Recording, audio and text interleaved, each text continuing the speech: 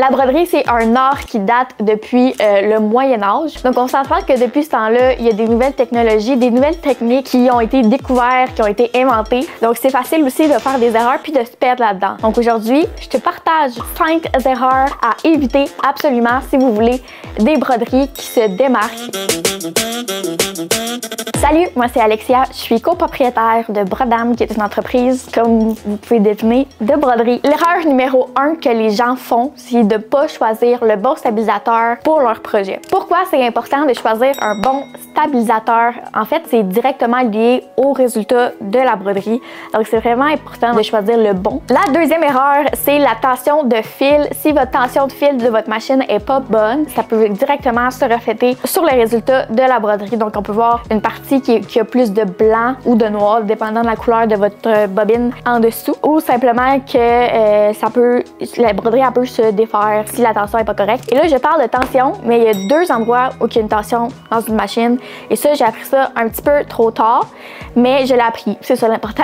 Donc, il y a la tension qui est sur le dessus de la machine, qui est directement liée avec le fil de couleur. Mais il y a aussi la tension dans la canette en dessous, qui peut être ajustée avec la petite vis. Donc, c'est à faire des tests si jamais votre tension est pas correcte. Troisième erreur, ça peut sembler un petit peu évident. Si le cadre de broderie est mal installé sur le morceau de vêtement, c'est sûr que là, il peut y avoir des erreurs qu'on veut pas avoir. T'sais, comme une broderie croche. Si, mettons, il y a des plis dans l'espace où on brode, ben c'est sûr que la broderie va être dégueu. Assurez-vous que quand vous mettez votre cadre, que la surface est vraiment plate, qu'il n'y a pas de plis, puis qu'en dessous, c'est serré au point que ça fasse comme un petit tam-tam, là, dans le fond. Là. Parce que des fois, le cadre, ils peuvent s'enlever. Et si le cadre s'enlève, ben la broderie, elle continue à broder un petit peu partout, n'importe comment. Ben premièrement, ça peut endommager la machine, mais ça peut aussi endommager le vêtement sur lequel vous êtes en train de broder. Un peu relié à la troisième erreur, on a la quatrième erreur qui est de tirer sur le chandail pendant que ça se fait broder. Peut-être un peu niaiseux comme erreur, mais ça arrive. Si je l'ai mis là, c'est parce que ça arrive. Quand vous placez votre cadre, si vous n'êtes pas assuré qu'il n'y ait pas de plis, puis que tout soit bien serré, puis tam-tam, puis tout, là, quand vous allez mettre le vêtement sur la machine, commencer à broder, et là, vous vous rendez compte qu'il y a un pli, vous vous dites,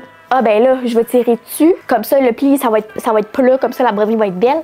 Mais non, si la broderie est déjà commencée, puis que vous tirez dessus, ça va tout décaler la broderie, puis ben ça va, encore là, le résultat sera pas là. Le résultat va être là, mais il sera pas beau.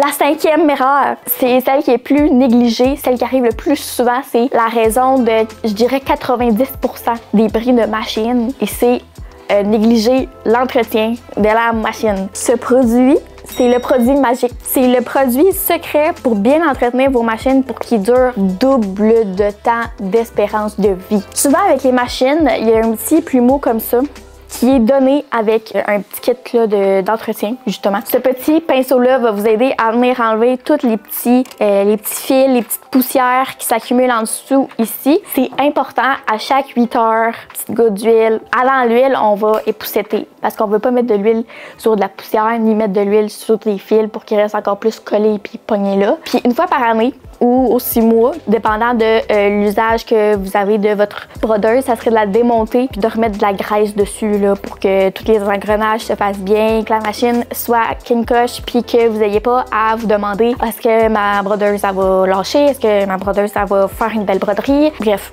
pour pas que vous vous posez de questions, pour que vous ayez l'esprit tranquille pendant que votre machine brode. Faire ces 5 erreurs-là, c'est inévitable pour toute personne qui commence dans le monde de la broderie. Si tu regardes cette vidéo dans tes débuts, lucky you, parce que ça peut t'éviter des coûts de réparation de machine et de la frustration, non seulement pour toi, mais aussi pour tes clients. Je t'invite à regarder nos autres vidéos. Si tu as des questions, mets-les en commentaire, ça va nous faire plaisir d'y répondre et abonne-toi à notre chaîne au passage.